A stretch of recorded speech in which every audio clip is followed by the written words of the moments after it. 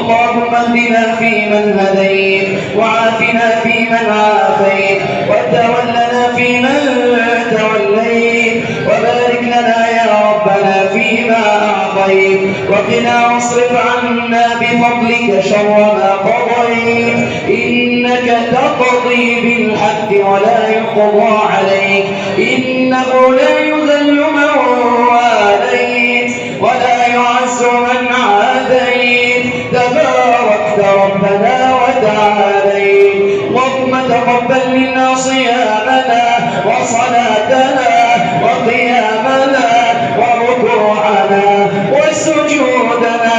اللهم تقبل منا صالح أعمالنا.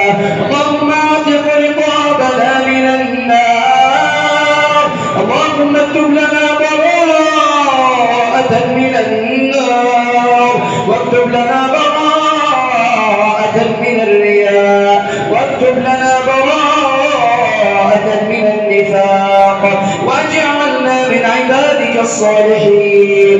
اللهم أعد علينا رمضان أيام أزمنة عديدة، وأياما عديدة، وأزمنة مديدة، ومتعنا فيه بالصحة والعافية والأمن والأمان والرضا منك يا رحمن. اللهم لا تدع لنا ذنبا إلا غفرته، ولا هما إلا فرجته، ولا مريضا إلا شفيته، ولا مهموما إلا نفذت كربه وهمه يا الله، ولا غائبا إلا رددته إلى أهله سالما غانما، ولا طالب علم إلا وفقته، ولا عازبا إلا زوجته. اللهم ارزق شباب المسلمين زوجات صالحات، وارزق بنات المسلمين أزواجا صالحين. اللهم اجعلنا نربي أولادنا على ما يرضيك وعلى القرآن والسنة يا رب العالمين. اللهم اجعل جمعنا جمعا مرحوما، واجعل تفرقنا معصوما، ولا تجعل فينا ولا بيننا شقيا ولا محروما. ربنا اغفر لنا ولوالدينا ولأصحاب الحقوق علينا ولمشايخنا ولمن علمنا.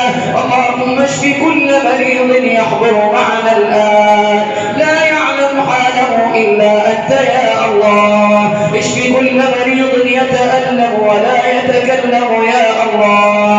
اللهم فرج هم المهمومين، ونفذ كرب المكروبين، واقض الدين عن المدينين، واغفر لنا ولموتانا وموتى المسلمين. وآخر دعوانا أن الحمد لله